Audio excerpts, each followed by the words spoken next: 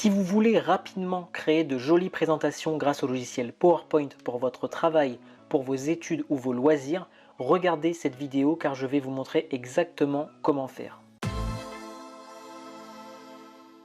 Sur cette chaîne, je vais vous faire un maximum de tutoriels pour apprendre à améliorer vos présentations ou à en créer de zéro, c'est aussi axé débutant. Et donc aujourd'hui, on va voir ensemble les bases de PowerPoint pour que vous puissiez rapidement créer votre première présentation. Lorsque vous allez ouvrir un nouveau fichier avec PowerPoint, vous allez arriver sur cette première diapositive blanche avec cliquer pour ajouter un titre et cliquer pour ajouter un sous-titre. Cette diapositive s'appelle la diapositive titre. Le premier conseil que je peux vous donner, c'est de surtout pas supprimer cette diapositive titre, car beaucoup le font. C'est une grosse erreur de commencer directement avec la présentation, puisque les personnes ne savent pas de quel sujet vous allez parler.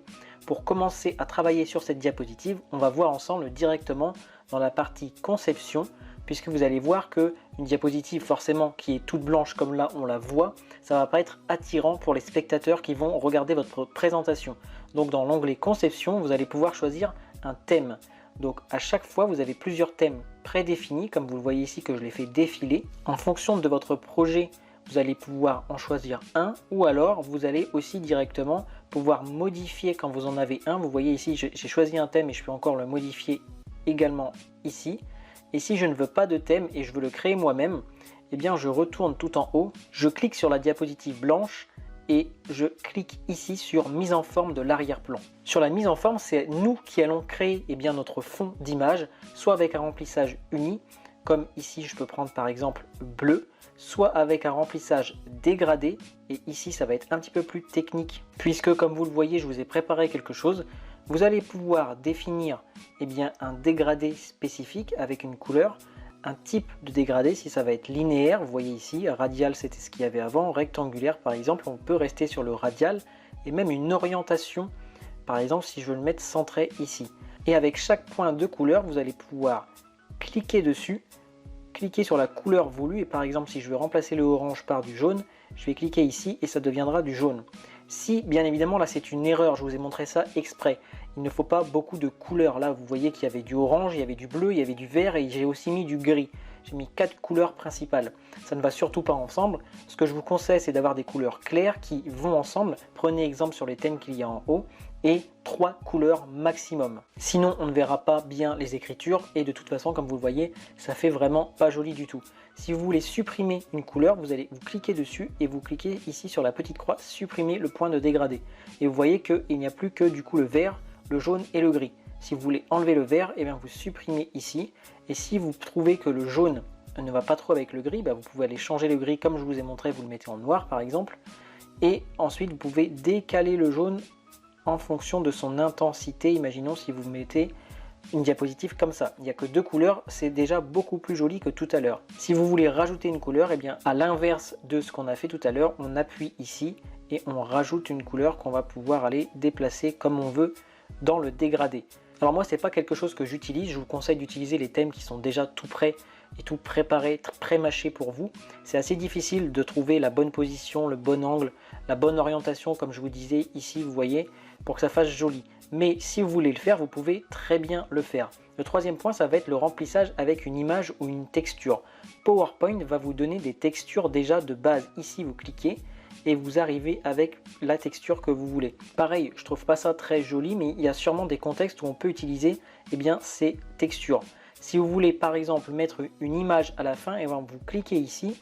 Alors vous pouvez utiliser votre presse-papier, donc si vous avez copié une image, elle sera dans le presse-papier.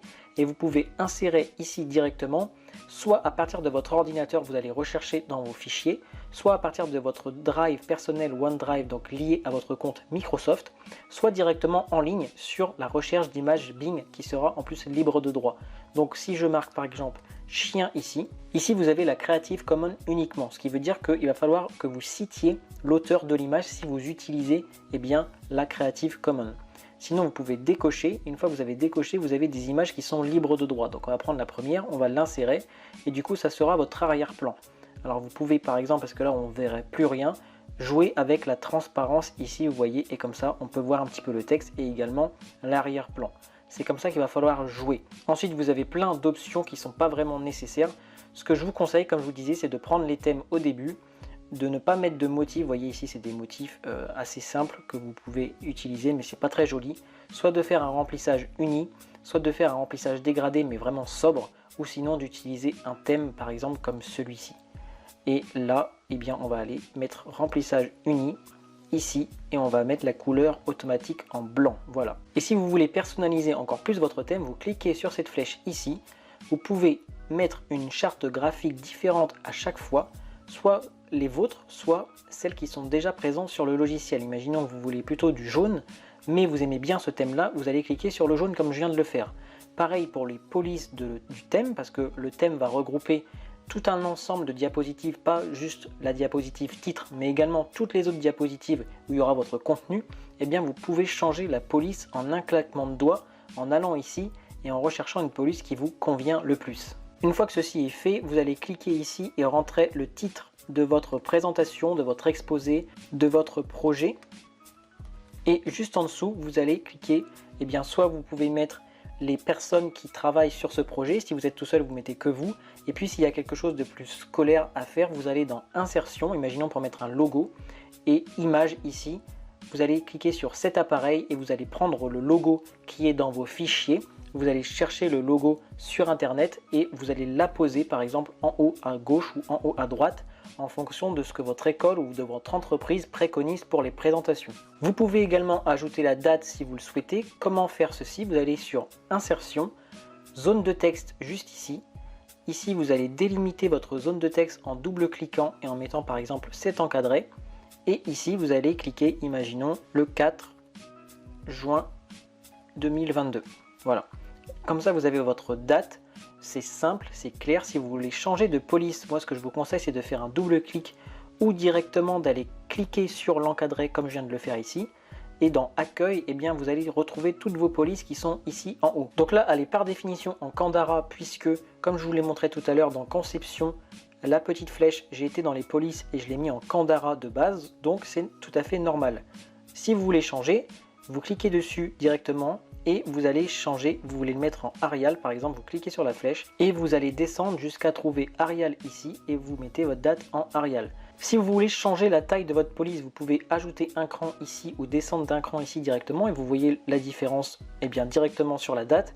Ou alors vous faites glisser tout simplement, vous vous mettez sur 32 et vous cliquez et vous avez votre date en 32 et noir. Maintenant imaginons c'est en noir et vous la voulez en gris, toujours pareil, vous attendez qu'il y ait ici cette petite croix, vous cliquez ici.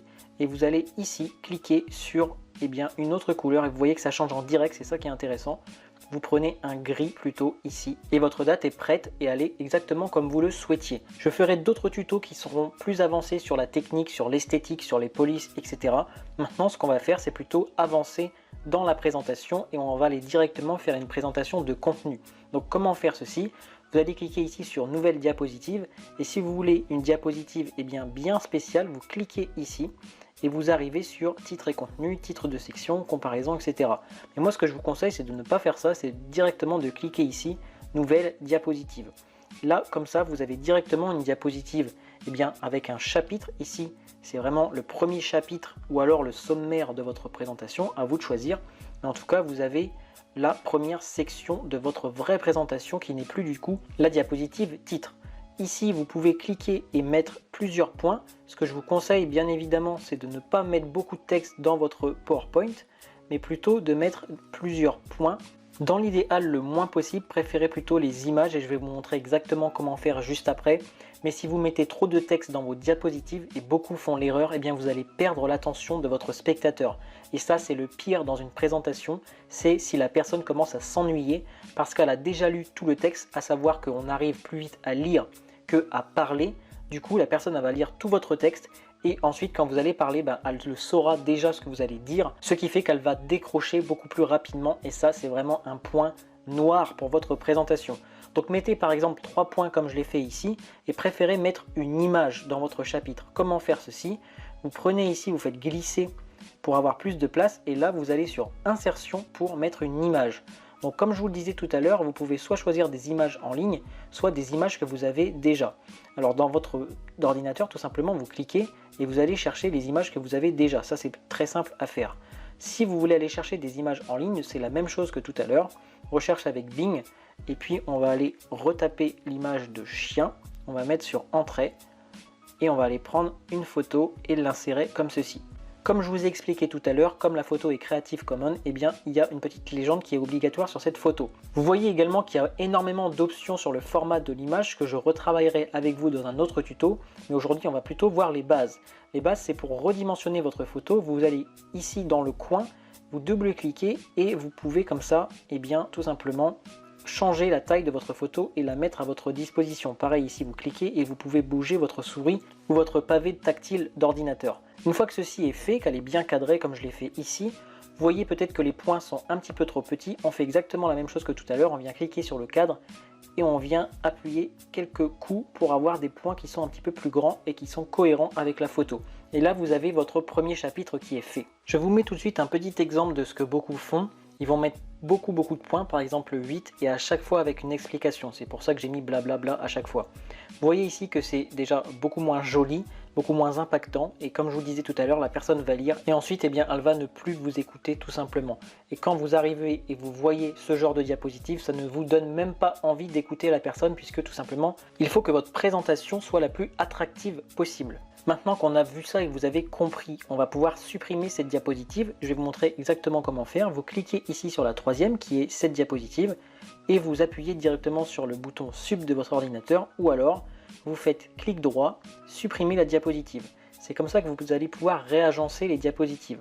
Pareil, si vous voulez changer l'ordre des diapositives, vous double-cliquez, vous laissez tenue et vous allez mettre vers le haut la diapositive, enfin vous avez compris, vous pouvez changer l'ordre comme ça en faisant glisser tout simplement. Si vous voulez dupliquer cette diapositive par exemple pour un autre chapitre et vous voulez une image et 3 points également pour l'autre chapitre, vous faites clic droit et vous allez sur dupliquer la diapositive et vous aurez exactement la même que la deuxième et du coup vous pourrez changer l'image et changer les points facilement, vous n'aurez pas tout à refaire. Une fois que vous avez fini tous vos chapitres, eh bien vous allez mettre une nouvelle diapositive. Comme d'habitude, vous cliquez ici, mais cette fois-ci, ça sera votre diapositive de conclusion, donc vous pouvez écrire conclusion directement dans le titre. Si vous voulez centrer un texte, ça je ne vous l'ai pas dit, mais c'est super intéressant, vous cliquez encore une fois sur le cadre et vous allez juste ici centrer et en un clic c'est fait. On verra ça encore une fois dans une autre vidéo. D'ailleurs, mettez-moi en commentaire ce que vous voulez comme tutoriel bien précis sur PowerPoint que vous bloquez, que vous n'arrivez pas à faire et je ferai au plus vite toutes les vidéos nécessaires. Pour la case de conclusion, vous pouvez écrire ici « Avez-vous des questions ?» ou ce genre de choses, ou juste mettre une image de fin ou un résumé de ce que vous avez fait, ça c'est à vous de voir. Et si vous voulez juste écrire conclusion en gros, vous cliquez comme j'ai fait ici sur le cadre, vous cliquez sur supprimer et vous venez déplacer votre conclusion comme on a appris maintenant. Là ça se met automatiquement au centre de la page et vous voyez qu'il est un petit peu petit, du coup pareil, on fait comme on a appris, on appuie quelques clics ici et on voit que la conclusion ici est assez jolie. Comme ça vous fait une belle diapositive de conclusion. Maintenant, ce que je voudrais vous montrer et ce qui est essentiel, c'est comment visionner à l'avance votre diapositive. Le plus simple à faire, c'est d'appuyer sur la touche qui est F5 sur votre ordinateur. Si vous ne savez pas où aller, vous allez cliquer tout simplement dans l'onglet Diaporama. Et là, vous pouvez mettre à partir du début. Comme ça, vous allez pouvoir voir en grand ce que ça va donner sur un tableau blanc ou sur un mur, votre présentation. Avec les flèches du bas ou de gauche-droite, vous allez pouvoir passer de diapositive en diapositive tout simplement. Et ensuite, vous appuyez sur Échappe, qui est la touche généralement qui est en haut à gauche de votre ordinateur pour remettre dans le processus de création. Maintenant, j'aimerais vous donner une petite astuce. Si vous avez par exemple 500 slides, et ce qui est possible, et que vous voulez regarder juste celle qui est en 283, eh bien vous allez cliquer dessus pour voir ce que ça donne. Vous n'allez pas tout regarder depuis le début, parce que vous aurez 282 slides à passer avec vos flèches. Vous allez cliquer sur ici, à partir de la diapositive actuelle. Et là, eh bien directement, ça va se mettre sur la diapositive, imaginons 283 comme je vous ai dit, et ensuite vous pourrez défiler. Et vous n'aurez pas à tout reprendre depuis le début. Ensuite, vous appuyez sur Échappe et on revient donc à la diapositive actuelle. Avec cette vidéo, vous avez maintenant les bases. Vous êtes capable de créer votre première présentation dès ce soir avec le logiciel PowerPoint. C'est tout pour moi pour aujourd'hui. Je vous souhaite une excellente fin de journée et dites-moi en commentaire qu'est-ce que vous voudrez pour la prochaine vidéo.